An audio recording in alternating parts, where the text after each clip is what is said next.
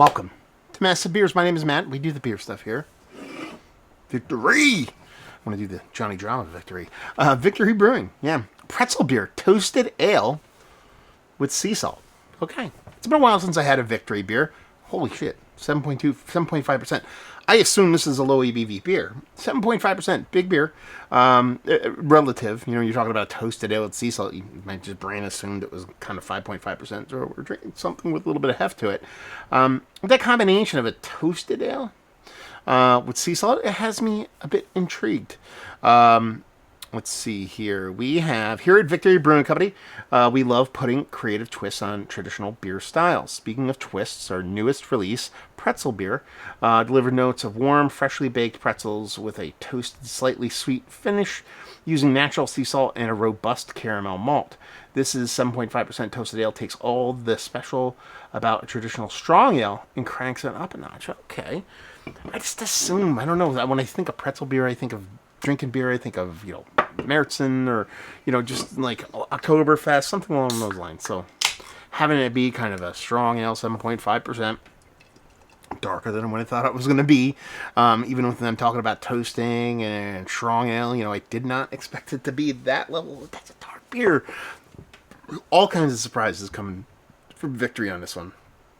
Label-wise, again, another reason why I went down that road of kind of like an Oktoberfest, kind of German chugger beers, because it kind of looks the vibe of that, kind of has those kind of vibes for it. So I'm not going to sit here and hate on the label. Very traditional styling. But man, that's dark. That's like Doppelbock level darkness on that sucker. It has an index finger, just south of a malted malt ball, closer to khaki colored head, infinite creaminess. But man, it is clear, but that is quite dark. Very much kind of traditional Doppelbock level dark. So 7.5% toasted ale, caramel malt, kind of makes sense. Maybe that's what it is. Maybe that's what the base is. But they called it an ale, not a lager. So there, we have that. So let's see what the nose has to offer.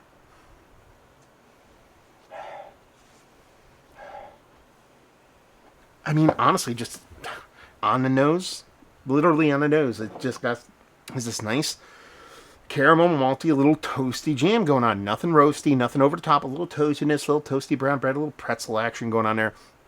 You're not going to smell salt. I'm not going to sit here and say I'm getting smelling salt. Smelling salt, but you can get this little kind of like minerality water treatment thing when it comes to a salted beer. Not really getting that here. It really is just this malty, toasty jam. Nothing over the top, 2x4 to the face when it comes to those malts, but at the same time, it smells really nice. It smells like, it does have like kind of like Doppelbocky vibes, to be perfectly honest with you. And I'm not hating on it, so let's just dive in. Cheers, y'all.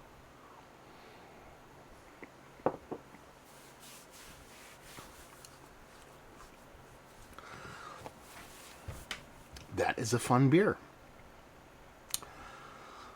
Man, that is a weirdly creepy beer. In a good way. I don't mean that in a negative sense, because it's very much has like a Doppelbock vibe to it. Again, maybe that's me, the cart leading horse here, kind of thing, but it has this soft creaminess that makes me think of Doppelbock. But, well, back it up, because it has this rich depth of maltiness to it too, this rich kind of rich baked brown bread. We're getting away from pretzels at this point. We're in this rich baked brown bread with this little bit of sweetness to it, very much Doppelbocky vibes to it. And when you throw the 1-2 punch of that salt in there, I don't think the salt brings a huge portion of flavor to the table. Maybe there is a little bit of something there. Again, kind of alluded to this kind of minerality thing. It's coming off more like that than salt for me.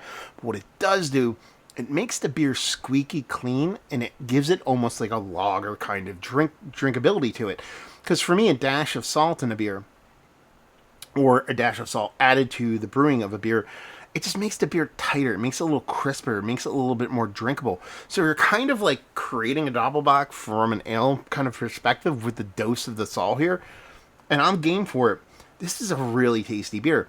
Drinks all the part of what it should be at 7.5%. You are getting this rich, dark, strong ale, but it really does come off as a very cool kind of like it's creepily drinkable, deliciously well done kind of Doppelbock. That's the vibes I get from this sucker.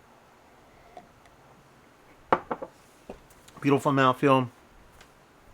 That malt is to die for. Again, it has this rich depth of flavor. Very much almost like barley wine light as far as how the flavor kind of comes off. But I think that's, those, really nice double box, doppelbox, and, barley wine lights are kind of that's a Venn diagram bisection right there. That's very similar kind of flavor profiles. But I think it really is the star of the show here is the salt, which is really bizarre to say because I think the malt bill on this and the way it's brewed is quite fantastic. But I think the way this beer lends itself to being drinkable is because it has that dose of salt and makes it almost just so snappy and clean. And again, kind of eschewing the lager process to get to that point. So it's like, it's like doing a complicated math problem, getting the correct answer because you did it wrong, but technically you did it right in your own way. So I think they basically created a Doppelbock ale here, is what they've done. And I am here for it. I'm absolutely here for it. I think this is delicious. I picked it up. I saw it online, and I was like, man, I would really like to kind of get that beer. But I think a lot of these Victory kind of, what's the word I'm looking for? Unique specialty beers or whatever. They've done it before. They sent me one not too long ago. I'm spacing on what it was. I think it was a chocolate collab kind of beer. I was just like, okay, I probably won't see this because it's part of the small batch series. But lo and behold, it showed up at a random place I popped into not too far away from me, but in Pennsylvania. And I was lucky enough to grab it. And I'm glad I got 4 of them because this is going to hit the spot. Yeah, definitely. I dig this. I dig this quite a bit. So yeah, again, I drink this blind. I think I get to Doppelbock. I think that's where this beer ends up. Is it super traditional in that sense? Kind of, sort of, but that salinity thing is apparent in the way the beer, again, drinks clean, but there is a minerality to it, so I think that would throw me a skosh. But in the grand scheme of things, what you have here is a really well done, really drinkable, relatively high ABV Bock / Doppelbocky kind of beer that just comes off really nice on the malt bill and just drinks super, super fun. Yeah. Is it one of the better pretzel beers with salt that I've had this late? Yeah, it's number 1. Because I think I've only had that kind of beer maybe once or twice in my life.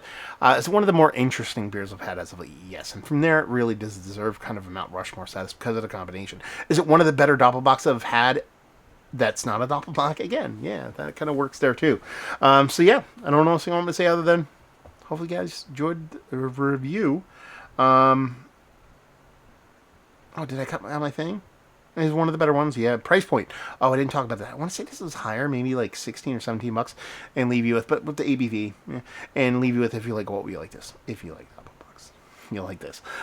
Victory, have you been to the brewery? Have you had their beers? Have you had this beer? I'm really curious if you've had this beer. Down there, really want to know what you think. Hopefully you enjoyed the review. Hopefully enjoying a little bit of a Bizarro Doppelbocks right now. Hope to see you next time. Cheers, y'all.